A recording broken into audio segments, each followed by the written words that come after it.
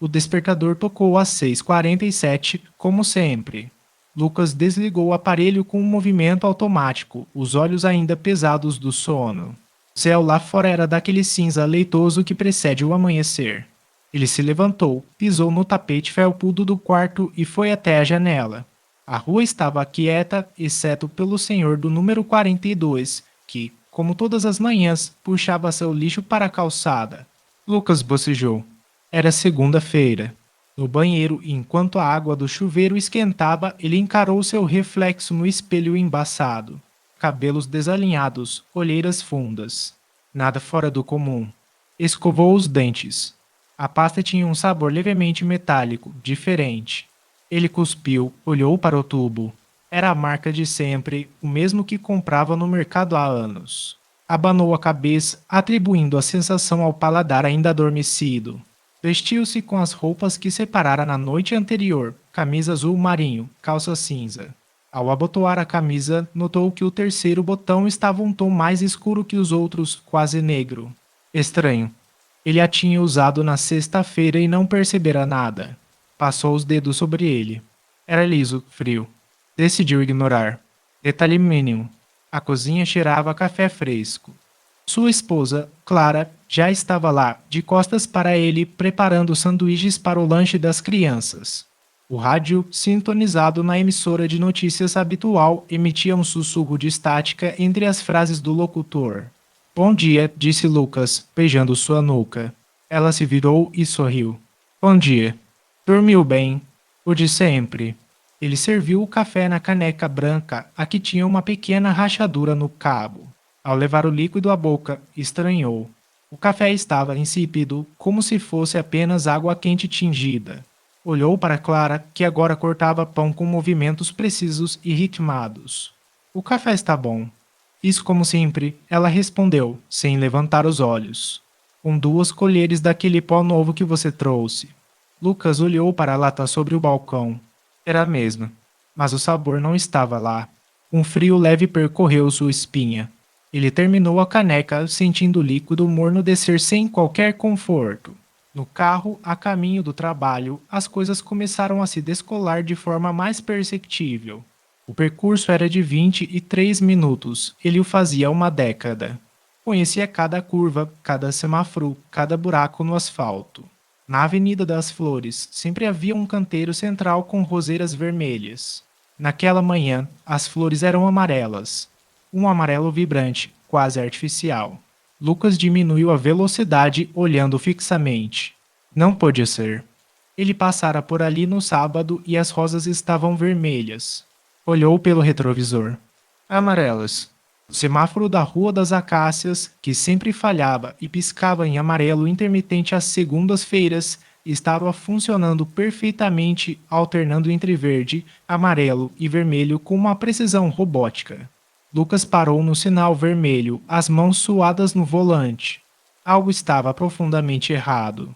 Seu escritório era um cubículo no 8º andar de um edifício de vidro. Ao cumprimentar a recepcionista, Sônia, ela o fitou com um sorriso largo e fixo, como se fosse uma máscara. Bom dia, Lucas, disse com uma entonação plana, exagerada.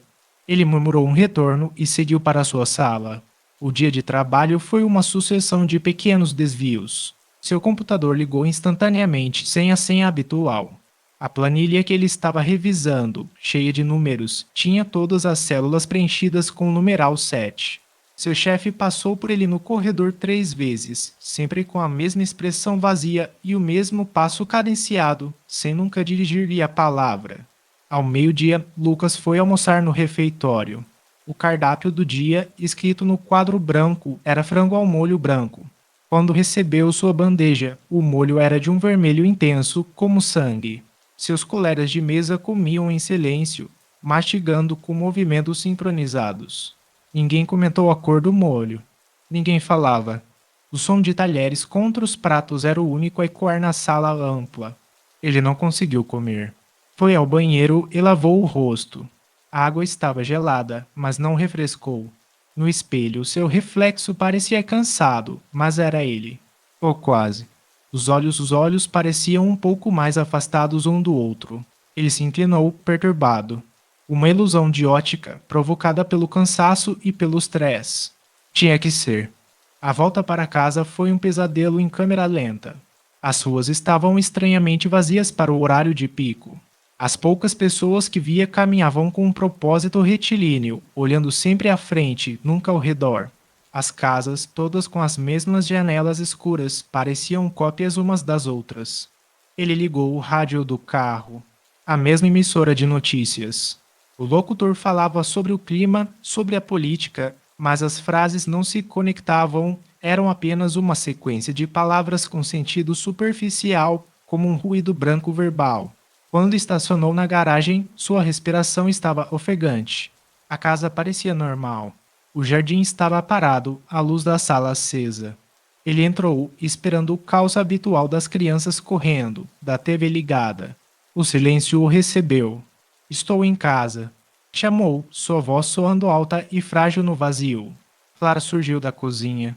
Estava com o mesmo vestido da manhã, impecável, sem uma ruga. Seu sorriso era uma réplica exata daquele que dera ao amanhecer. Olá, querido. Como foi o dia?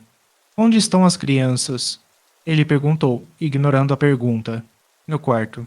Descansando. A essa hora. É o novo horário, ela disse, a voz suave como seda. Você não se lembra? Combinamos. Lucas não se lembrava. Ele subiu as escadas, seus passos ecoando no corredor estranhamente silencioso. A porta do quarto das crianças estava entreaberta. Ele a empurrou. As duas camas estavam perfeitamente arrumadas, os cobertores esticados sem um vinco. Os brinquedos, normalmente espalhados, estavam alinhados em uma prateleira como soldados. Suas filhas, Maria e Ana, estavam sentadas cada uma em sua cama de costas retas, vestindo pijamas idênticos de cor pastel. Olhavam para a parede vazia à frente. Oi, pai, disseram em uníssono, sem se virar. O que vocês estão fazendo? Sua voz saiu em um sussurro áspero. Esperando, respondeu Maria, a mais velha. Esperando o quê? O momento certo, disse Ana, a caçula. Lucas recuou, fechando a porta com cuidado. Seu coração batia descompassado. Desceu as escadas, as pernas trêmulas. Clara estava na sala, sentada no sofá, olhando para a TV desligada. A tela escura refletia a imagem dela, imóvel. Claro o que está acontecendo. Ela virou o rosto para ele lentamente. O sorriso ainda estava lá, mas os olhos não acompanhavam a expressão. Eram vidrados, como os de um animal empalhado. Nada está acontecendo, Lucas. Tudo está como sempre foi. Não está. Ele gritou, a fenda da sanidade se alargando. As rosas estão amarelas. O café não tem gosto. As crianças estão lá em cima, parecendo bonecas. Você está me olhando e não está você.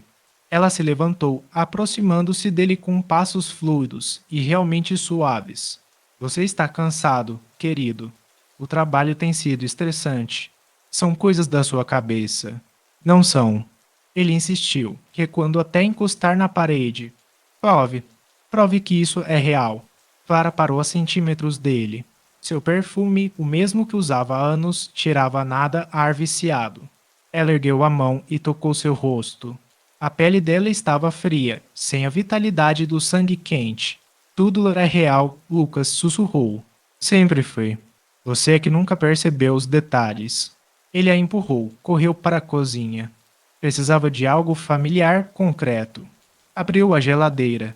As garrafas, os potes, os legumes, tudo estava no lugar. Mas as cores eram levemente desbotadas, como uma fotografia antiga. Pegou uma garrafa de leite. O líquido dentro era espesso, quase gelatinoso e tinha um tom azulado. Com um arranco, abriu a porta dos fundos que dava para o quintal. A noite havia caído de repente, um manto escuro e sem estrelas. O jardim, que ele cuidava com tanto esmero, estava lá. A grama, os arbustos, o vaso de hortênsias. Mas tudo estava parado. Nenhuma folha se mexia, embora uma brisa fria cortasse seu rosto. Era como uma pintura hiperrealista, um cenário. Ele se virou para olhar para a casa através da porta de vidro. Clara estava parada na cozinha, observando-o. Atrás dela, no corredor escuro, duas silhuetas pequenas e idênticas se destacavam. As três o fitavam, imóveis, expectantes. Lucas deu um passo para trás para o jardim artificial. O ar gelado queimava seus pulmões. Ele olhou para suas mãos, esperando vê-las desfazerem-se em picheus, em sonho. Mas elas estavam sólidas, reais, com as veias salientes e a aliança de casamento cintilando sob a luz da cozinha que vazava para o escuro. Então veio a compreensão, lenta e terrível como um afogamento. Não era o mundo que estava errado. Nunca estivera. A rotina, os detalhes, o sabor do café, a cor das rosas, tudo sempre fora assim. A imperfeição, o caos, o gosto amargo da manhã, o sorriso espontâneo de sua esposa, o barulho desordenado de suas filhas. Tudo aquilo que ele chamava de vida havia sido um curto e brilhante desvio. Um erro em um sistema perfeito. E agora, o sistema se corrigia. Ele era variável e imprevisível, a peça fora do lugar que precisava ser reintegrada ou eliminada. As figuras na porta começaram a se mover, abrindo-a.